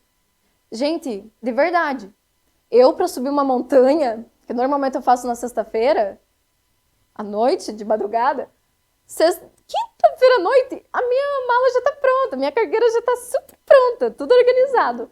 E eu tenho amigos que, pasmem, é meia hora antes de subir. Eles estão arrumando a mala, a cargueira. E eu falo assim, gente, como é que vocês não esquecem nada? Porque eu faço uma lista, faço um checklist, passo marca-texto, né? E assim, tem gente que faz isso. Daí chega lá em cima, lá, vamos tomar café. Esqueci a caneca. Tá, eu te empresto. Vamos descer, tá escuro. Esqueci a lanterna. Pô, te empresto. Né? Então, assim, nós, amigos empáticos das habilidades sociais, nós levamos normalmente 2 para ajudar os coleguinhas. Mas essa galerinha aí esquece tanta coisa. Então, assim, gente, uma dica de ouro para vocês, independente se tem transtorno ou não, precisa arrumar com antecedência. A gente precisa saber se tá levando tudo ou não. Chega lá em cima, só tá com o kit de socorros mental? Não, tem que levar o kit de socorro fisiológico também. Bom, uma coisa que aquela colega que colocou da mostra sobre a questão de desistir, né? Então, assim, começou o esporte, não vai para frente, não consegue movimentar, não consegue fluir dentro do esporte, né? Então, assim, a pergunta sempre que fica é o que está te motivando nesse esporte? O que faz você voltar para a montanha? Você sabe? Vocês sabem? O que faz vocês voltarem para a montanha na próxima semana? Né? Então, assim, o que eu estou indo fazer lá? O que eu estou buscando? E sabe o que é o mais legal de tudo? É que muda. Muda a cada semana o objetivo. O que você está indo buscar lá. Muda a cada mês, muda a cada ano. Eu comecei no montanhismo por causa disso, mas hoje eu estou por causa daquilo. Então, assim, e uma outra coisa também que eu acho bem importante é a gente monitorar e policiar o nosso estado mental. Né? Então, assim, a gente está a longo prazo dentro do montanhismo. Né? Então, são pessoas que já estão 5, 10, 20 anos no esporte. Quem que nunca subiu uma montanha pé da vida? Quem que nunca subiu uma montanha porque tinha acontecido uma coisa ruim e na outra estava tudo bem? Né? Então, assim, a gente não está deixando uma mochilinha de humor na porta do bolinho. A gente está levando junto a mochilinha do humor. Então, assim, o quanto que o seu humor, o que aconteceu na sua semana, o que aconteceu no seu mês, pode estar influenciando os seus pensamentos e a forma que você está subindo e está encarando essa montanha ou não. E aí? Né? Então, assim, é um questionamento, é um pensamento aí pra gente, né? Bom, a mochila com 24 horas de antecedência daqui pra frente, hein? Deixe claro ao grupo as suas dificuldades, né? Que nem o colega falou lá, puxa, será que vale essa pessoa subir a montanha ou não? Acho que é uma coisa para pensar e para ponderar, sim, né? Essa questão que ele colocou é bem importante. Então, ok, vamos subir em 4 pessoas o PP nesse final de semana, beleza? Quem que vai? Os 4 fulaninhos. Alguém aqui tem alguma dificuldade, algum problema? Tá todo mundo bem, tá tudo certo, tá tudo beleza? Todo mundo dormiu? Todo mundo comeu bem? Todo mundo tá levando água? Né? Então, assim, se organizem, saibam do que está acontecendo no grupo, né? Se preocupem antes de ir com o grupo. Essa conversa já tem que estar acontecendo antes, essa negociação, esse planejamento, né? Para a pessoa ansiosa, para a pessoa que tem esse problema interno, abrir isso para o grupo. Sim. Então, a colocação Perfeito. que você falou ali, ela é bem pertinente, porque às vezes a pessoa tem um problema seríssimo interno Sim. e não fala com a galera. Uhum. Isso chega na hora lá, começa a refletir um monte de Perfeito. pequenos probleminhas que podem sim colocar Sim. todo mundo Uhum. em risco. Exato. Mas é difícil, né? Claro. Eu entendo, eu também penso igual ele, que uma pessoa pode colocar tudo e todo mundo em perigo, mas eu entendo também o lado dessa pessoa, né? Que pode sim se sentir intimidada até, né? Sim. Eu não quero incomodar os outros. Isso Sim. acontece também, né? Exato. É uma coisa que não estava lá, eu ia colocar adicionar no teu texto ali de trás, que é a pessoa ansiosa não querer incomodar o grupo, né? Então ela fica guardando para si toda aquela angústia e acaba, de repente, estoura. Exato, mas eu acho que isso também... eu acho que isso se conecta com aquela minha fala inicial que eu fiz de provocação a vocês, né? Que é sobre a questão de comparações, sobre a questão de invalidação, de colocar o outro no lugar de incapaz. Então, se a gente pega e começa a olhar com propriedade, com respeito, quem sabe também a gente tem uma movimentação um pouco diferente. Você entende? Exato, que era aquilo que eu falei de habilidades sociais. Você se sente confortável, você se sente seguro, você se sente acolhido por aquelas pessoas que estão subindo contigo. Porque se você não sentir, eu acho muito difícil realmente dispor, né? Que foi aquilo que eu te falei, tipo, a pessoa me invalidou. Gente, eu estou há 1 ano e meio, estava com um grupo. Por que eu não posso colocar que eu tô com medo? Por que eu não posso me permitir sentir medo? Né? Que nem você comenta ali, né, dos seus medos. Então, assim, o comentário, perfeito. A gente foi, se desafiou e faz da melhor forma possível. Mas, assim, eu acho que permitir, trazer segurança, fazer uma escuta empática com o outro, eu acho que quando a gente começar a fazer essa movimentação, as coisas mudem um pouco. E daí sim a gente consiga colocar, porque eu até coloco sobre isso, e a gente vai falar... Deixa eu ver. Deixa eu só... esse aqui é mais uma questão para colocar, mas assim, o quanto que a gente, aqui, né, compreende os seus limites e respeita. Né? Então, que nem o colega ali falou, poxa, a pessoa vai colocar em risco, beleza. Né? Então, assim, tenho medo de me expor lá na montanha rochosa. Vou voltar? Não, sei do meu limite. O que eu preciso para isso? Eu preciso fazer um curso de escalada, preciso perder medo de altura. Eu vou atrás disso. Esse é o meu desafio agora. É isso que me move. Né? Então, assim, você entender qual é o seu limite e, às vezes, colocar isso como objetivo, colocar isso como técnica, como estudo. Né? Então, assim, esse autoconhecimento, esse respeito, né? E concordo contigo, é um respeito com o grupo, a gente saber dos nossos limites e não colocar o grupo em risco. Né? Se eu sei que eu tenho essa dificuldade com a altura, eu vou fazer, às vezes, uma montanha que vai expor, que eu vou ficar içada na corda, que eu vou ter que subir pela corda, será que é válido? Será que vai ser bom para o grupo? Será que, às vezes, não vai acontecer um acidente? Né? Então, entender dos limites e realmente respeitar o grupo e respeitar a si mesmo. Né? Uma coisa, gente, que eu coloquei aqui, aqui é uma provocação. Pode falar, desculpa. Essa questão que eles colocaram da questão das Uhum. tem situações que vai pegar ansiedade às vezes, né, na hora. Sim. Mas aí também depende de uma questão. Depois a pessoa se você avaliar, Sim. né, como diz assim, Perfeito. respeito aos limites. Isso. A gente tem que saber até onde pode ir. Claro. Né? Uhum. Porque, lógico, a gente sabe que tem vários limites, né? Sim. Sim. Uhum.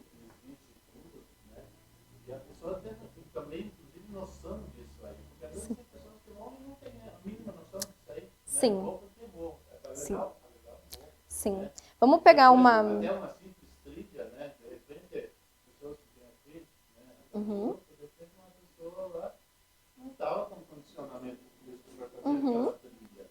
Né? Sim. Depois começou a dar cãibra e tudo, e depois eu cheguei a pensar, você vai conseguir chegar até o final? Sim. Era uma trilha meio longa Com certeza. e alguma dificuldade, e de repente, né, a gente chegou a pensar, vou ter que carregar essa pessoa, o quê? E às vezes numa trilha, dependendo da trilha, não é. Com certeza. Coisa, né? Uhum. E vamos pegar um exemplo assim, ó, né? Não é uma crítica, mas eu acho que vocês já presenciaram isso, né? Então, assim, vamos pegar o Salto dos Macacos aí, ali na base do IAP, né? Então, assim, tá verão, tá calor, nós vamos subir ali, Marumbi e tal. E daí a gente passa ali pela base do IAP, o que que acontece? São filas e filas de excursão que desceu, a galera tá de tênis, a menina tá de rasteirinha, o pessoal não levou nenhuma meia, acontece queda, acontece acidente, acontece mortes, o helicóptero tem que descer, corre risco, né? Então, assim, eu acho que essa atenção também, esse cuidado, ele precisa ser feito como tu disse mesmo, né? Então, assim, o Salto dos Macacos, eu particularmente, assim, eu vejo que é uma trilha de boa para nós, mas tem pessoas que não estão condicionadas, elas só vão ver a cachoeira. E elas não estão preparadas para nada, né? Então, em uma das vezes que eu fui subir o Salto dos Macacos, a menina de trás foi picada por uma jararaca. Aí tu me pergunta com o que ela estava. Ela estava com All-Star. Né? Então, assim, daí foi todo um trabalho, todo um aparato, colocou todo mundo em risco ali, né? Tipo, o rapaz que foi descer ali do helicóptero, enfim. Então, assim, esses cuidados, esses limites, eu acho que esse conhecimento, eu acho que essa movimentação, ela precisa ser melhor feita até mesmo, sabe? E principalmente desses pontos mais turísticos que nós temos aqui, porque lá está acontecendo muito acidente e de pessoas que não são montanhistas, que não estão aqui estudando, não estão treinando, não tem aparato, não tem equipamento para isso. Perfeito. Exato. Exato. Uhum. Sim. Sim, com certeza. Uma coisa que eu coloco, gente, esse aqui é mais para provocar vocês mesmo e para vocês me convidarem para voltar, que é a síndrome de burnout. Não sei se todos conhecem, mas também quis trazer, porque na verdade hoje eu amanheci pensando na síndrome de burnout e resolvi falar com vocês sobre isso. Né? Então, assim, a síndrome de burnout eu tô ouvindo nas trilhas. Eu ouvi aqui hoje. Estou cansada. Eu tô trabalhando 10 horas. Eu tô trabalhando 12 horas. Puxa, o único horário, o único tempo que eu tenho é quando eu subo uma montanha e eu me sinto livre para ser, para existir e para respirar. A síndrome de burnout é o excesso. Nós vivemos numa capital. Nós temos um complexo de montanhas no nosso quintal. Então somos privilegiados, que bom. Mas por vivermos numa capital, nós também temos muito trabalho, nós vivemos no excesso. Né? Tanto que eu até brinquei com o Eliseu, eu falei, já faz tempo que eu penso em vir para as palestras e não consigo porque eu trabalho até as 9, até as 10 da noite. Né? Então, assim, esse excesso, o quanto a gente trabalha. E às vezes, a única muleta que nós temos é realmente focar no montanhismo como esporte, como estilo de vida, porque ele se torna um estilo de vida, querendo ou não. Né? Porque a gente vai vindo toda semana. Nossa, o tempo tá ótimo, gente. Tá todo mundo na montanha lá dando oi, se cumprimentando, tomando café. Né? Então, assim, é muito importante a gente falar sobre isso. E eu escuto isso nas montanhas há 1 ano e meio. Eu não paro de ouvir as pessoas falando que estão cansadas, que elas trabalharam demais, que elas vão subir a montanha, mas depois que elas voltarem, elas vão trabalhar. Não, vou subir agora à noite, porque depois do meio-dia eu vou lá e vou terminar de fazer o meu trabalho, fazer as minhas obrigações, né? Então, assim, eu acho muito importante a gente começar a pensar na síndrome de burnout também. É aí uma questão que está aparecendo muito.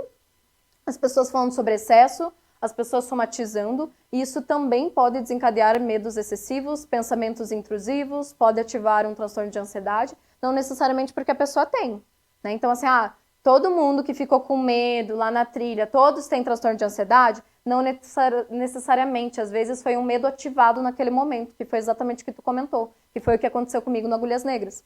Né? Então, isso é bem importante da gente pensar, né? Então, excesso de trabalho, exaustão extrema, estresse, esgotamento físico, resultando de situações de trabalho desgastante. Né? Então, mas isso vai influenciar no montanhismo? Sim. Gente, essa pessoa está esgotada. Vou subir uma montanha concentrada, atenta? Estou prestando atenção, eu estou estudando, eu estou tendo tempo de vir no clube de montanhismo ver as palestras? Não, não estou tendo, estou no excesso. Isso também é uma coisa que a gente começa a pensar aí. A gente tem que entender os limites. Hoje eu estou falando para vocês de limites na montanha, mas não é só sobre a montanha, é os limites da vida. Quanto que vocês estão trabalhando, quanto que vocês estão dedicando para a família, quanto que vocês se dedicam para o parceiro de vocês, quanto que vocês se dedicam para os filhos. Qual é o limite de vocês? Pode falar.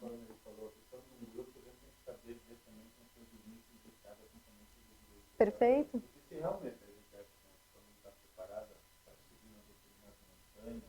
Uhum. Sim. Uhum. Com certeza. Sim. Perfeito. Uhum.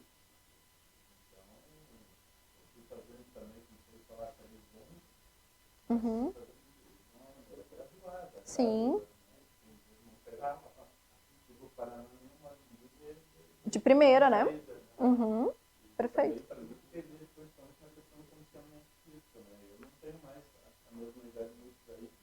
Uhum. A bateria não é mais a mesma, né? Sim. Isso é bem importante. Né? Então, assim, busca de um escape no esporte gera emoções positivas e recarga energética. Então, até dentro da síndrome de burnout aí, nós temos também a questão do montanhismo estar como um escape, os esportes são dentro da burnout, né? Então, assim, é bem importante a gente pensar que ao mesmo tempo que a gente tem que ter essa atenção, tem que ter esse cuidado, tem que buscar acompanhamento, a gente também está tendo aí dentro do esporte escapes e melhorias significativas, né? Eu sempre penso assim, eu sou formada, eu tenho 26 anos, eu sou formada há 5 anos, né? Eu comecei minha faculdade com 16 anos e eu trabalho muito dentro de um sistema workaholic, né? Então, assim, hoje eu ponho limites, mas quanto tempo demorou? Quanto que eu tive que sofrer, né? Então, assim, e olha que eu faço terapia há anos, né, gente? Psicólogo faz terapia há muito tempo. Então, assim, aonde que tá os teus limites? Você precisa reconhecer isso. A partir do momento que aquilo tá maçante, que aquilo está te incomodando, que aquilo está te fazendo mal, é hora de olhar para isso. Né? Então, bem importante. Gente, montanhistas estudiosos, né? Então, quis colocar aqui sobre a questão de quem que está estudando aí, quem que está se aprimorando, quem que está buscando fazer palestras, ler livros, né? Entender do esporte e até fazer outros esportes mesmo que ajudem e auxiliem, como uma musculação, uma escalada, né? Bem importante. Então, 63,2% da galera está estudando. 36% não está estudando sobre o esporte. E isso é importante, porque nós precisamos de técnica, nós precisamos de conhecimento, nós precisamos de noção. Isso tudo que você está falando. Né? Então, assim, não é só o estudo do livro, do montanhista, do escalador. É o estudo sobre a informação sobre a montanha. Você sabe onde você está indo subir? Né? Ir no mínimo 3 pessoas, né? Então, assim, precisa fazer em grupo. Isso é uma segurança para nós. Informações sobre as condições climáticas. Estou indo subir na chuva? O tempo tá ruim. Vou mesmo assim? Vou ser tão desafiador assim? Ou realmente vou entender, vou respeitar a natureza, né? A questão ali do conhecimento de primeiros socorros e pelo menos um kit no grupo é bem importante. Então, assim, o kit mental vai agora junto com vocês e vai o kit também que precisa aí dos primeiros socorros fisiológicos. Equipamento e roupas adequadas também é muito importante a gente ter. A questão do respeito à natureza, manter limpo o ambiente. É bem importante também a gente ter esse conhecimento, ter essa empatia com o ambiente, com a natureza. Condicionamento físico, né? Então, assim, tá, né? Que nem a gente falou sobre a questão gradativa. Tem que ser... Esse esporte, ele é um esporte que a gente tem que respeitar o processo. Quem que sabe disso? Quem que fala que é um respeito ao processo? Quem que está comunicando isso? Ninguém comunica. Às vezes começa de tipo, vi no Instagram que subiu, eu vou lá com o Wikiloc, eu vou fazer e tal, blá, blá, blá, né? Então, assim, não. É um processo, é de forma gradativa. Você tem que sentir, você tem que ver se realmente te encaixa, quais são as montanhas que você realmente vai ter o limite para isso, quais não vão ser, quais eu consigo agora, quais eu vou ter que deixar lá para frente. Né? Então, assim, precisa disso. Né? A questão ali de compreender os limites e respeitar, gente. Então, assim, quando a gente pensa no eu além das montanhas, eu acho que é justamente isso. Quando a gente vira montanhista, a gente perfoca na montanha. E o objetivo é subir o cume. É a montanha. Beleza? Tranquilo? Aquele papo de reverenciar a montanha não é bem reverenciar a montanha. É ter humildade para entender até onde eu posso ir e até onde eu não posso. Então, se a gente tiver isso, eu acho que a gente chega muito longe. Respeitar o nosso tempo, respeitar o nosso momento. Hoje eu não consigo, tudo bem. Eu vou me aprimorar, vou estudar, eu vou me condicionar. Ano que vem eu vou. Beleza, tá tudo bem. Né? Então, respeitar esse momento, esse tempo, eu acho que é muito importante. Né? Poxa, tá lá no transtorno de ansiedade, né? Às vezes a pessoa ali tá no grupo, tem 4 pessoas. Alguém aqui tem alguma dificuldade? Eu acho importante vocês perguntarem, tem um transtorno de ansiedade, humor, alguma coisa assim? Ah, eu tenho de ansiedade, e como é que tá? Tá tudo bem? Tá fazendo terapia, tomando medicamento, tá tudo tranquilo? Você acha que tá tranquilo pra ir? Não, tá tudo bem, eu tô fazendo terapia, eu tô tomando medicamento, fechou? Não, não tô. Olha, é uma montanha realmente, né, pro técnico mesmo, do grupo. Não, é uma montanha realmente de alto risco, vai acontecer isso e isso, vamos subir na corda, vai ter a cadeirinha, ou vamos ter de escalar, eu não acho que seja o momento para ti. O que você acha do ano que vem? Às vezes a gente pensar na probabilidade de você ir, nossa, eu te acompanho, vou lá, né? Então, assim, é você respeitar realmente e colocar isso para a pessoa, né? Não é o momento. E as pessoas precisam começar a entender isso. É que na montanha, a gente chega nela, às vezes de uma forma comercial, e por chegar de uma forma comercial, a gente acha que está tudo ganho. É só comprar, é só fazer, é só acontecer. Não é bem assim que funciona. Entender isso, compreender isso, já é meio caminho andado. Para o sucesso, realmente, um sucesso como montanhista. Por si mesmo, perfeito. Isso mesmo. Quando eu me respeito, entendo da minha humildade que eu tenho que me reverenciar aqui, então eu respeito o cume que eu tenho que subir. Né? Então isso para mim foi lindo, eu acho que eu aprendi muito com isso.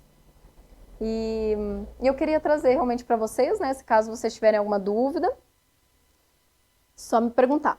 Bom, gente, a questão de curiosidades que eu trouxe para vocês é assim. Perguntei lá naquele formulário assim, de uma escala de 0 a 10, o quanto que o montanhismo ajudou no rendimento físico? Ali, né, o pessoal ali 39,5% respondeu que nota 10. Ajudou muito no rendimento físico. E outras pessoas colocaram ali entre 8. Então, realmente, o montanhismo vem ajudando no rendimento físico aí. A questão do estado mental, isso eu gostei bastante, né? Então, assim, a galera aí, a maioria colocou que realmente ajuda no estado mental. Porque a gente está trabalhando com a natureza, nós estamos trabalhando com o elemento. É muito gostoso. Não tem como não amar o montanhismo. Não tem como não se apaixonar. Não tem como não querer voltar. Ah, mas foi um perrengue. Foi chuva, temporal. E a gente faz o quê? A gente dá risada. A gente se diverte. A gente se suja de lama. A gente pisa na terra. A gente acende fogareiro. O nosso quintal de casa é lindo. Né? Então é isso que nos move. O montanhismo ele é lindo porque por si só já é a natureza. Nós só estamos indo lá apreciá-la. Nós só estamos indo lá se realmente reverenciar. Olhar para ela e dizer, nossa, que incrível, né? Porque o montanhismo é isso. É ver prazer no amanhecer. É ver o prazer no pôr. É ver o prazer no luar, nas estrelas. Né? Então, assim, é esse processo realmente. É realmente olhar para os elementos. Se conectar com os elementos. Isso já causa uma tranquilidade e o estado mental já melhora imediatamente. Não tem como não. Quem nunca subiu o pé da vida e pegou aquele amanhecer lindo e falou, meu Deus, que delícia, obrigado pela existência, né? Gratidão por isso. É muito bom. É isso que nos move também. É esse amor de realmente perceber que todo dia é um novo dia. Explicar isso para o ansioso também é importante lá na montanha. Porque é isso. Bom, gente, para finalizar, né, então, quis pegar ali uma frase do Santo Agostinho. As pessoas viajam para admirar a altura das montanhas, as imensas ondas dos mares, o longo percurso dos rios, o vasto domínio do oceano, o movimento circular das estrelas, e, no entanto, elas passam por si mesmas sem se admirarem. Gostei tanto quando vi essa frase. Isso também fala sobre a gente. Tá, eu não consegui chegar. Tá, eu não fiz. Tá, não foi o momento. Tá, eu chorei. Tá, eu tive medo. Mas se admire por isso. Não é um esporte fácil. Nós estamos nos colocando em risco todo momento. Nós realmente passamos por desafios. O desafio aqui, ele não é só mental, ele é real. Por isso que é tão difícil. Então, se a gente se olha, se admira, percebe que em cada dia, em cada montanha, a gente vai melhorando. Puxa, que legal, hein? Se perceber mesmo, se conectar. Quem eu sou na montanha? Embaixo da montanha? Acima das nuvens? Quem eu sou? Então é bem importante. Bom, gente, queria agradecer, abrir para perguntas, para falas, se vocês quiserem. Me coloco à disposição, né? Então, assim, tem o Instagram pessoal, Instagram profissional, né? E também ali o meu e-mail, meu telefone, esse é o telefone profissional, se caso precisarem. Sempre estou à disposição, à disponibilidade de vocês. Tem o projeto também de viagens, né? Então, normalmente eu posto lá. E daqui, provavelmente, 1, 2 anos, vocês vão estar vendo meu livro também.